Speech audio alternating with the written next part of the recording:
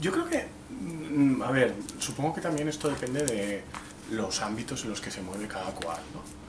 Y a lo mejor mi ámbito es un poco distinto, pues al ser profesor de universidad, en una facultad como la Facultad de Derecho, que la gente está acostumbrada a trabajar con los conflictos sociales, es decir, forma parte de las cosas que nosotros hacemos. Entonces, yo no he vivido aquí en Valencia, y aquí desde Valencia, situaciones particularmente desagradables ni una gran polarización social. Es decir, hay gente que piensa unas cosas, hay otras personas que piensan otro.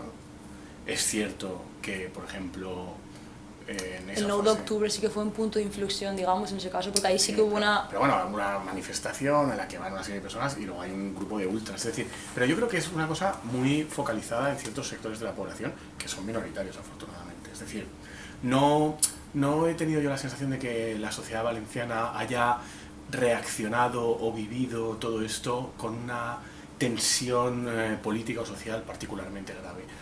A diferencia de lo que, por ejemplo, parece el caso en la sociedad, no sé si decir la sociedad madrileña o las élites estatales, que sí que han reaccionado con mucha histeria.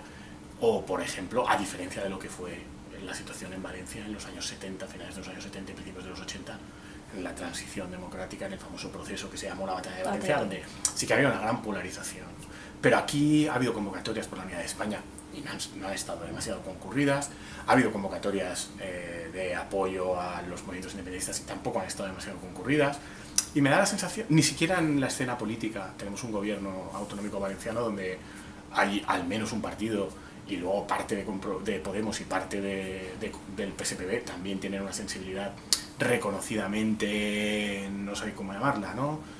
No nacionalista, pero cercana o singularista o de respeto a las particularidades, de una crítica al centralismo, que son más o menos afines a posturas que puedan ser también las propias del independentismo catalán, mientras que el PP y Ciudadanos tienen una posición muy escorada hacia otros lados. Y por mucho que el PP y Ciudadanos, porque piensan que les interesa electoralmente, han tratado de sacar el tema una y otra vez, yo no veo que ni en la calle ni en los medios de comunicación haya a este respecto una repercusión en clave valenciana.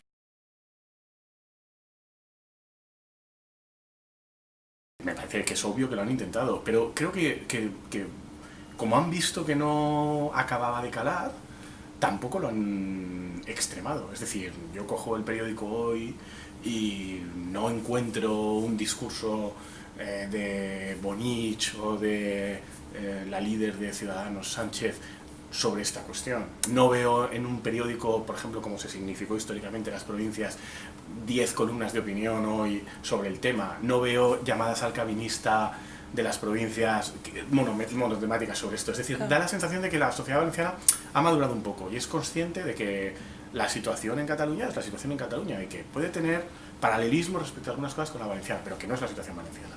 Yeah. Y esto ha atenuado mucho el conflicto, al menos ya te digo, la percepción que tengo. Y además lo sabremos de aquí un año con las elecciones de 2019, pero si atendemos a todas las encuestas que van apareciendo desde que se agudiza el conflicto catalán respecto de las expectativas de voto en la Comunidad Valenciana, lo que vemos es que no hay un desgaste del tripartito que gobierna, o hay un pequeño desgaste que en ningún caso pone en riesgo que vayan a seguir mandando en la Generalitat. Esto, si de verdad pensáramos que la sociedad valenciana había reaccionado virulentamente contra esta cuestión, no sería así.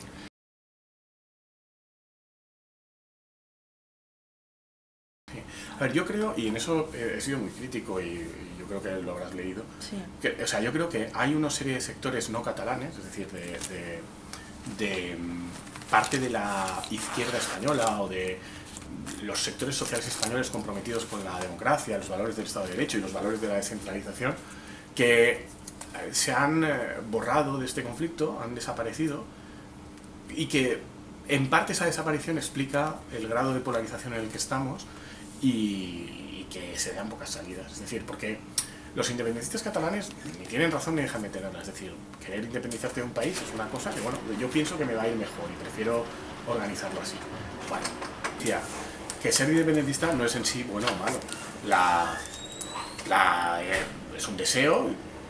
Para unas personas sería razonable ser independiente y preferirían que Cataluña lo fuera, para otras no. Pero bueno, esto Lo que pasa es que genera conflictos porque requiere una ruptura con el orden constitucional, requiere muchos cambios. Bueno, si en el resto de España las posiciones que puedan entender parte de los planteamientos que hacen algunos catalanes preferir la independencia, que se basan en España funciona mal, vamos a mejorarla, hubieran sido más proactivos, pues a lo mejor se habría producido una mayor sinergia que habría ayudado a desatascar algunas cuestiones. Y en ese sentido, yo creo que es muy criticable el papel de cierta parte de la izquierda española, es muy criticable el papel de muchos intelectuales españoles que después de muchos años ahora de repente han aflorado un nacionalismo ahí primario muy extraño.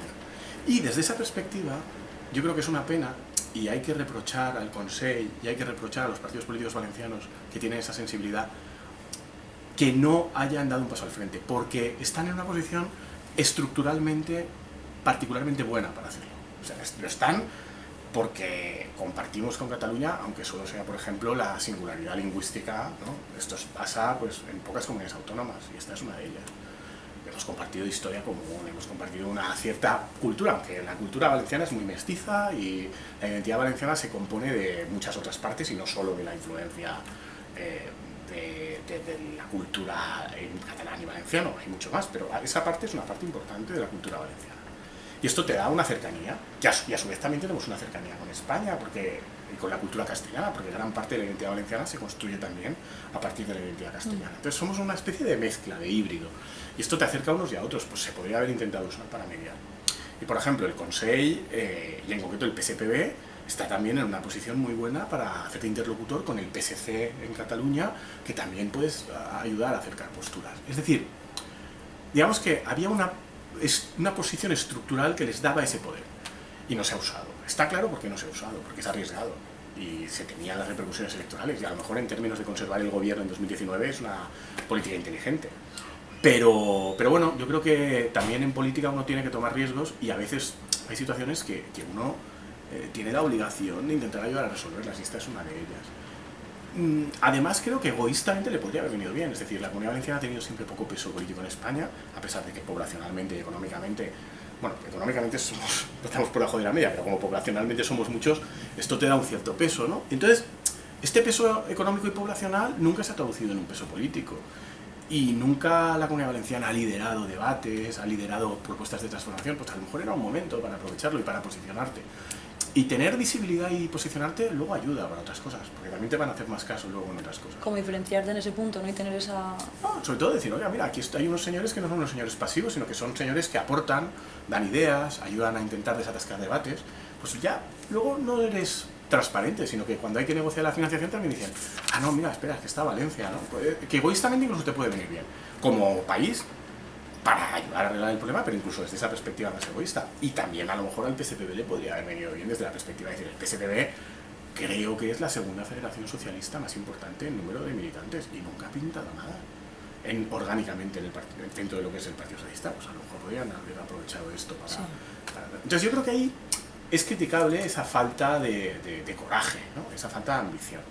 Entre otras cosas porque además tampoco hay tantas diferencias probablemente entre Podemos, Compromís y el PSPB respecto de cómo podrían pensar ellos en ayudar a resolver el problema o en posicionarse respecto del problema, porque ni Compromís es un partido abiertamente catalanista, independentista, ni mucho menos, sino que al revés es moderadito y se ve, ni el PSPB es un partido centralista y que mire solo a Madrid, es decir, hay un punto de encuentro fácil.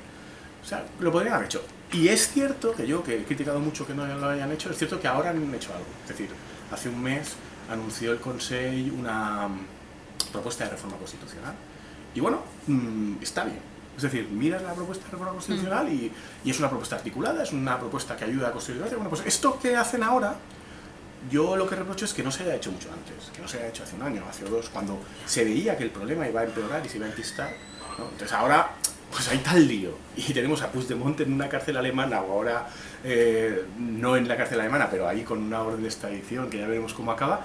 Hay tal lío que nadie ha prestado mucha atención a la propuesta valenciana, mientras que a lo mejor si hubiera llegado hace un año o 2, pues se le habría hecho más caso. Dicho lo cual, bienvenida sea. Y además uno la lee y está bien. Es decir, no es radical, no aporta ninguna gran ruptura. Incluso uno podría decir, si es que esto es lo que más o menos en la Constitución del 78 muchos pensaban que ya se podía hacer en la Constitución o que era la idea de la Constitución. Bueno, pues, es decir, que no es rupturista frente a la idea de la democracia que se ha construido en España, pero bueno, a día de hoy es necesario algo así. Y la verdad es que los únicos que han propuesto algo son ellos, o sea que esa crítica histórica que he hecho yo ahora ha decaído un poco, porque al menos ahora sí que se han movido.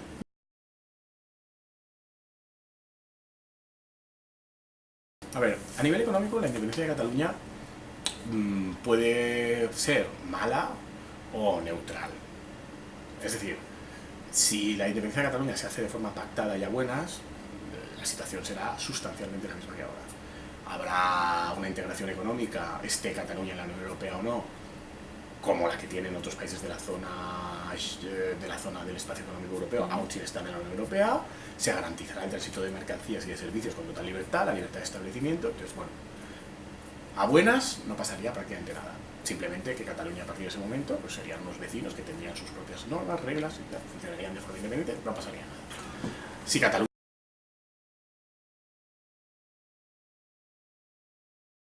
Tenemos pocos datos sobre cuánta parte de la población en el resto de España está a favor de un referéndum. Así como ha habido bastantes encuestas en Cataluña que dice que un 70-80% de los catalanes, María, según las encuestas, está a favor de que esto se pregunte en un referéndum. En el resto de España ha habido pocas encuestas. Las encuestas que ha habido sí que demuestran, o al menos demostraban hasta las elecciones del 21D en Cataluña, un paulatino crecimiento del apoyo a estas tesis. Había encuestas que a lo mejor hace unos años decían que solo era un 30% de la población española, lo cual, si tenemos en cuenta que en Cataluña y el País Vasco el apoyo efectivamente es muy alto, significa que en el resto de España el apoyo a lo mejor era solo un 15, un 20%. Y luego, en los últimos años han ido apareciendo encuestas, sobre todo privadas, porque el CIS esto no lo ha preguntado, que decían, no, pues un 35%, un 40%, e incluso en la última fase de la crisis catalana, alguna encuesta se publicó por ahí, alguna de empresas privadas, por ejemplo Sigma 2 para el Mundo, publicó una encuesta donde prácticamente ya era la mitad de la población española la que estaba a favor de que esto se resolviera en un referéndum. Postura que además yo comparto y me parece muy razonable y que probablemente ayudaría a desatascar el problema. Pero no están territorializados esos datos. Entonces nosotros podemos intuir, sabemos que en Cataluña hay un gran apoyo, e intuimos que en el País Vasco también. Entonces sabemos que en el resto de España, pues ese 50%, si fuera así, pues no sería un 50, sino que a lo mejor es un 35, 40, no lo sabemos. Pero dentro del resto de España habrá muchas diferencias. Y entonces ahí podemos intuir que a lo mejor Valencia, Galicia, incluso Andalucía, la periferia a lo mejor es más... Pero son intuiciones, ¿no? Tenemos pocos datos al respecto. Lo que sí que sabemos es, el CIS sí que pregunta por las preferencias en cuanto a la organización del Estado. Entonces, en la Comunidad Valenciana lo que se ve, y es una cosa curiosa, es una gran polarización. Es decir, hay mucha más gente en la Comunidad Valenciana, o más gente en la Comunidad Valenciana que en la media estatal, de gente que quiere que el Estado recupere competencias y se recentralice. Y a la vez hay también más gente que en la media estatal, de gente que quiere más descentralización. Mientras que la tesis de que esto siga como está, que es más o menos la mayoritaria en el resto de España, en la Comunidad Valenciana tiene menos adeptos que en el resto de España. Esto es interesante, es decir, digamos que en eso lo que demuestra es que en la Comunidad Valenciana la población tiene como más claro que no le gusta el régimen actual, ¿no? Y tiene como más claro hacia dónde querría ir, ¿no? Que la masa de indefinidos, ¿no?, centrales es menor. Entonces sobre eso sí que tenemos datos. Pero bueno, hay más masa que en el resto de España a favor de más descentralización. Que básicamente en los datos del CIS que yo tengo en mente, a favor de más descentralización que la actual, que hubiera más de un 20%, estaban solo País Vasco, Cataluña, Navarra, Baleares, Galicia, Valencia. Ese era un poco el mapa de los que estaban en esas tesis. Y luego el siguiente era Madrid, curiosamente. Porque en Madrid hay muchas élites urbanas con estudios ilustradas y normalmente es en este ámbito, en este segmento de la población donde estas posturas tienen más peso. Entonces por eso en Madrid también había un porcentaje alto.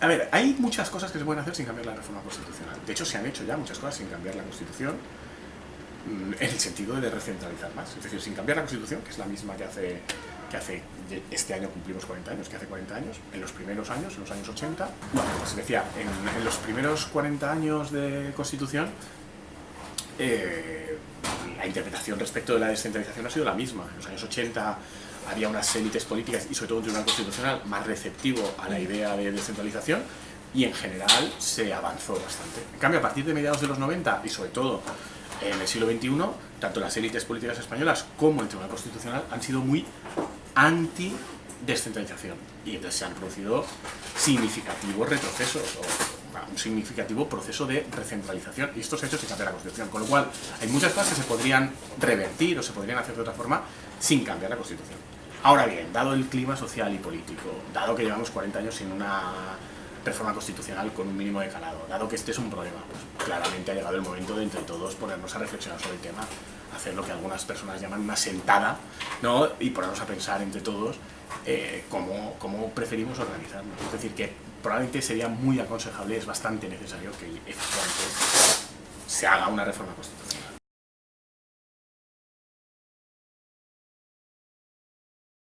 Pues es lo que te decía, es decir, depende de la sensibilidad política. Hay gente que piensa que es mejor que haya más descentralización y hay gente que piensa que es peor, y en la Comunidad Valenciana hay bastante polarización al respecto.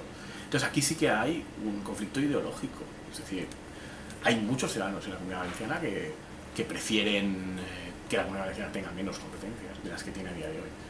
Sin embargo, da la sensación de que hay más ciudadanos que están contentos con el actual nivel competencial o querrían incluso más.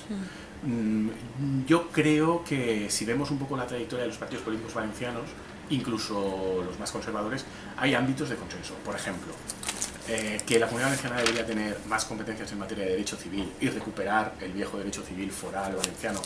No tanto el contenido como la posibilidad de actuar sobre eso, es algo que plantea un enorme consenso en la sociedad valenciana a derecha e izquierda. Por ejemplo, que la Comunidad Valenciana tuviera más capacidad de autogestión y autodeterminación respecto de los ingresos tributarios que se generan en Valencia, también es algo que a día de hoy genera bastante consenso en un contexto de infrafinanciación importante, ¿no? Es decir, yo creo que al menos en estos ámbitos sí que se puede aspirar a construir un consenso entre las fuerzas políticas valencianas, en el sentido de aspirar a algo más de autogobierno. Pero la experiencia histórica nos dice que el pueblo valenciano, desde la recuperación de la democracia en 1977, lo que ha hecho ha sido subirse al carro más o menos ganador y dominante en España. Entonces, en la época en que el carro dominante y ganador era estatuto, amnistía, libertad, amnistía y estatuto de autonomía, el pueblo valenciano se subió a ese carro con mucho entusiasmo y el 99% de los municipios valencianos aprobaron mociones en ese sentido, etc. Y luego, en los momentos de más recentralización o en que este discurso era más habitual, cuando la crisis económica, el punto álgido en 2011-2012, también era una de las regiones españolas donde había más demandas de recentralización, es decir, nos subimos al carro.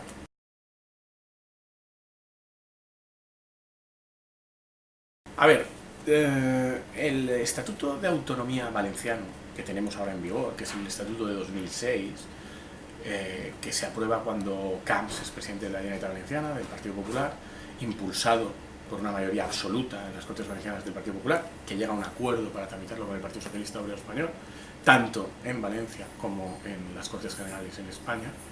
Es un estatuto de autonomía que uno lo lee y en sus declaraciones y proclamaciones de tipo político es extraordinariamente singularista, es decir, habla constantemente del pueblo valenciano, de la legitimidad democrática de las instituciones valencianas nacidas del pueblo valenciano y no de la Constitución, habla del Reino de Valencia, del origen foral de nuestras instituciones, es decir, tiene una retórica nacionalista, por así llamarla, ¿no? Define a la Comunidad Valenciana como nacionalidad histórica, que era algo que en principio en la Constitución española estaba pensado para el País Vasco, Galicia y Cataluña, ¿no? En los primeros años de vigencia de la Constitución nadie se definió así, pero ahora pues Valencia se ha definido así en su nuevo estatuto, Andalucía también. Es decir, que la sensación que da es que como mínimo hay un consenso en decir, si los demás van a decir que son naciones, nosotros lo acabaremos diciendo también. De todas formas... ¿Pero porque está en el estatuto, te refieres? No, en el estatuto dice nacionalidad, pero un poco la lógica valenciana en el estatuto, tanto en 2006 como antes, ha sido, si los demás lo piden, yo también, ¿no? De hecho, en el estatuto de 2006 hay una cláusula al final que se llama, bueno, no se llama así, pero se llamó habitualmente la cláusula Camps, porque fue el propio presidente de la Generalitat Valenciana, Francisco Camps, el que tuvo la idea de incluirla, que es una cláusula que dice algo así como, si hay estatutos de autonomía de otras comunidades autónomas que piden más cosas y se las dan, nosotros también. Es decir, una lógica un poco de yo también. Y esta lógica probablemente refleja muy bien lo que ha sido la la actitud más mayoritaria en el pueblo valenciano en estos años de democracia. Y es, bueno, a lo mejor no nos preocupa demasiado no tener ciertas cosas o ciertas competencias, pero si los otros las quieren, entonces nosotros también, menos que nadie, no vamos a ser. Es a lo mejor un poco pueril, pero es algo que ha funcionado siempre. Entonces, respecto a la idea de nación, yo no sé hasta qué punto en la Comunidad Valenciana hay una gran sensibilidad respecto de que la Comunidad Valenciana sea una nación. Entre otras cosas, por ejemplo, yo mismo no sé muy bien qué es una nación. No, esto, la nación. No creo que sea muy importante. Pero sí que tengo la convicción de que si Cataluña, Euskadi, Galicia, y no digamos ya si además Andalucía, son naciones y así se definen, a continuación los valencianos nos definiremos seguro como nación. Pero tiene mucha importancia definirse como una nación. Sinceramente, yo creo que es bastante poco importante. De hecho, no entiendo por qué hay tanto problema con que Cataluña se defina como nación o no, porque es que da igual. Defínase usted como quiera, a mí me parece muy bien. Y luego lo importante es cómo repartimos las esferas de poder. Usted va a tener poder y capacidad para decidir por sí solo esto o esto otro, para organizar un sistema judicial, para organizar el despliegue de políticas públicas sin necesidad de atender a la legislación estatal básica, etcétera, etcétera, etcétera. Pues eso es lo importante. Entonces, bueno, tú puedes llamarte nación y no tener ninguna competencia, o no llamarte nación y tener muchas. A fin de cuentas, esto último es lo que acaba siendo importante.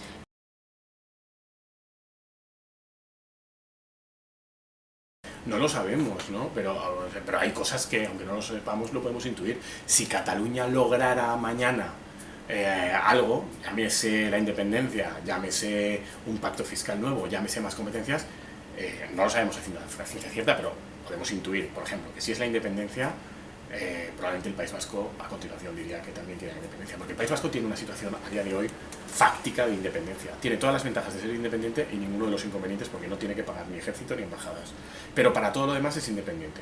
Entonces, no son independientes pues porque, como dice un compañero aquí de la facultad, dice porque el resto de españoles les pagamos para que sigan siendo españoles. Pero claro, esto, si otro se independiza por vergüenza torera, dices, bueno, mira, pues habrá que independizarse también, ¿no? Si ocurriera esto de la independencia de Cataluña, que no parece probable a corto plazo, pues pasaría eso. Y en el resto de España habría una situación de crisis política enorme, que probablemente llevaría, en ese caso sí seguro, a reformar la Constitución. No sabemos si para recentralizar o para asumir que hay que hacer las cosas de otra forma, pero habría que cambiar cosas.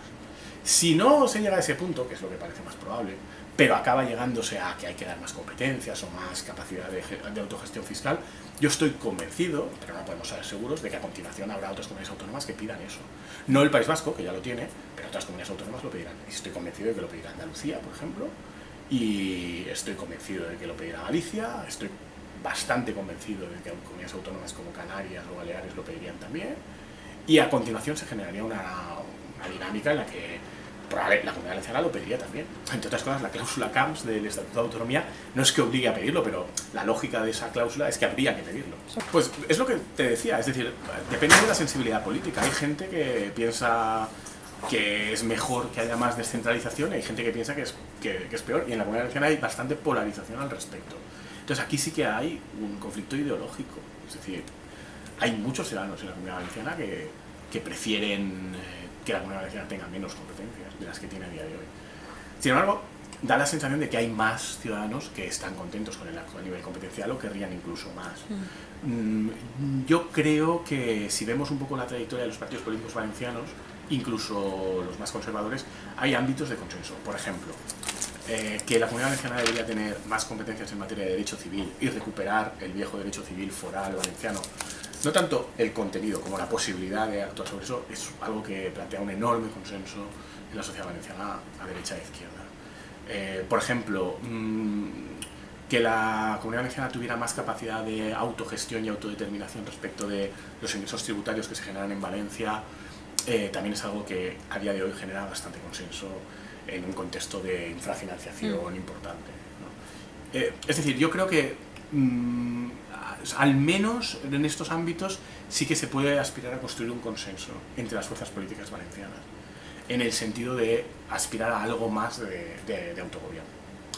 Pero la experiencia histórica nos dice que el pueblo valenciano, desde la recuperación de la democracia en 1977, lo que ha hecho ha sido subirse al carro más o menos ganador y dominante en España. Entonces, en la época en que el carro dominante y ganador era estatuto, amnistía, libertad, amnistía y estatuto de autonomía, el pueblo valenciano se subió a ese carro con mucho entusiasmo y el 99% de los municipios valencianos aprobaron mociones en ese sentido, etc. Y luego en los momentos de más recentralización o en que este discurso era más habitual, cuando la crisis económica, el punto álgido en 2011, 2012, también era una de las regiones españolas donde había más demandas de recentralización, es decir, nos subimos al carro.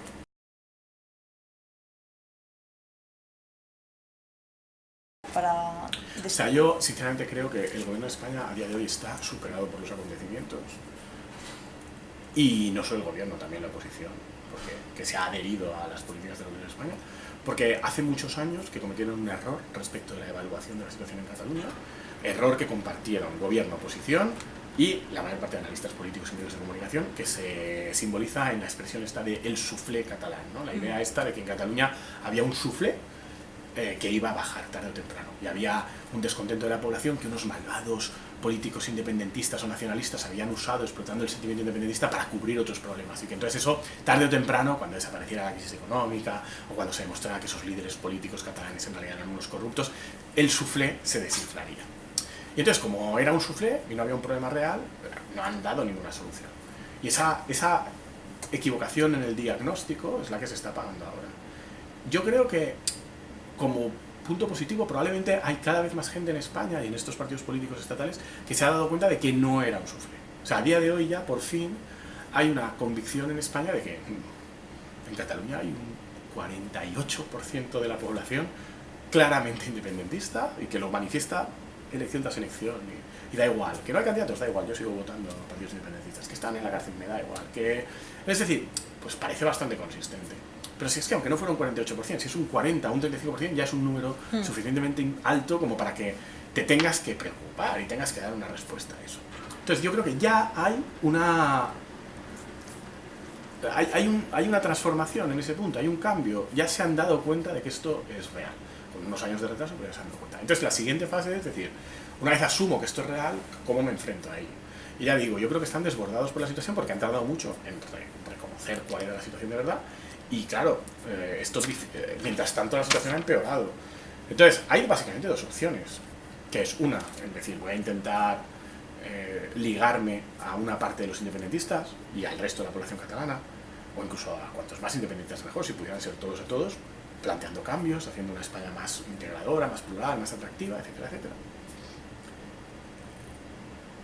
Que esa opción tiene el problema de que implica asumir un riesgo político, implica a lo mejor cabrear a otras personas en el resto de España, que a lo mejor son tus votantes.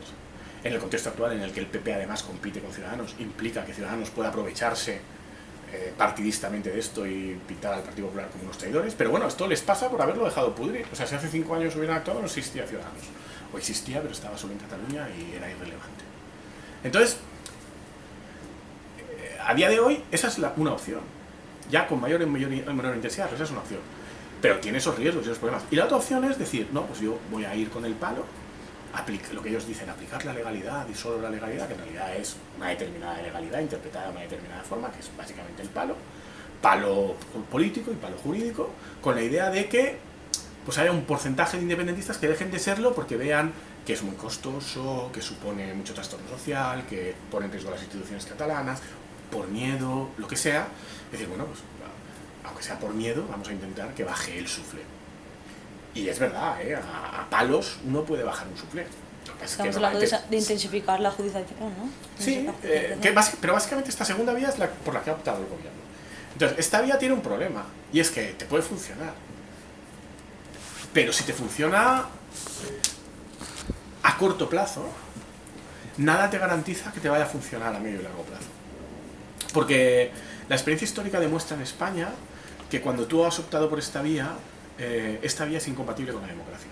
Es decir, si tú mantienes esta vía del palo y la ciudadanía sigue empeñada en votar a partidos independentistas, llega un momento en que solo te queda dejar de hacer elecciones, que es un poco lo que ha pasado ya, ¿no? Hay unas elecciones pero no se aplican los resultados, o ilegalizar partidos independentistas, es decir, te lleva a situaciones de excepción muy desagradables que suponen que hablar con la democracia. Hay un profesor de Derecho Constitucional que fue ministro de Justicia con el Partido Socialista en la época de Zapatero, que se llama Fran Cabaño, que lo dice siempre. Dice, en España siempre que ha habido libertad y democracia, siempre se han producido manifestaciones de de diversidad territorial y poblaciones de determinados territorios han pedido siempre singularización jurídica y posibilidad de ejercicio de sus propias competencias. Siempre, siempre. Y él cuenta, y esto siempre ha acabado con que otra España que no veía bien esto con buenos ojos ha usado el palo, y ese palo ha acabado conduciendo a la eliminación de esas libertades y esa democracia. Entonces, ¿qué es lo que ocurre ahora? Que afortunadamente eliminar las libertades y la democracia no parece fácil, porque estamos en el contexto europeo y en el siglo XXI. Pues nunca se sabe, ¿eh? O sea, probablemente en Yugoslavia en 1990 nadie pensaba que podían acabar en una guerra 5 años después, pero en principio, bueno, siendo un país de la Unión Europea, y una de las cosas muy buenas que tiene la sociedad española es su aversión a la violencia, y me parece complicado. Entonces, ¿qué es lo que va a ocurrir normalmente? Que vamos a llevar al límite esta tensión. Es una tensión mala, porque como tú tienes que conservar la democracia y las libertades, porque gracias a Dios estamos en la Unión Europea, esta medida de represión y de palo se va a enfrentar a dificultades.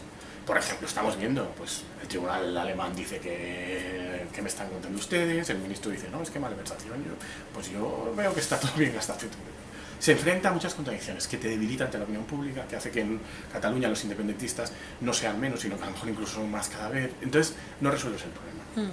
Entonces, básicamente yo creo que, resumiendo y haciendo una simplificación que es un poco grosera, las soluciones son dos: o se pacta, se negocia, se intenta buscar una solución y en última instancia se vota, o se sigue aplicando el palo, lo que llevará a una severa crisis de la democracia en España, que dado que estamos en la Unión Europea probablemente acabará provocando una intervención de la Unión Europea poniendo orden. Y un desgaste del gobierno popular. Un desgaste brutal. Digo... Claro, un desgaste brutal. Que el desgaste lo estamos viendo ya, o sea, y de la oposición. Es decir, Ciudadanos probablemente no, porque está en la oposición y recibiendo el voto de la gente que quiere más palo aún. Pero el Partido Socialista, que tiene una masa de votantes que no son particularmente empáticos con la idea de una España autoritaria, porque la tradición del Partido Socialista no es esa, que estén de la mano del PP, haciendo seguidismo del PP, le va a suponer un desgaste enorme al Partido Socialista en este punto. Tanto más cuanto la solución no llegue. Si la situación se enquista, habrá desgaste para el PP y también desgaste para el PSOE.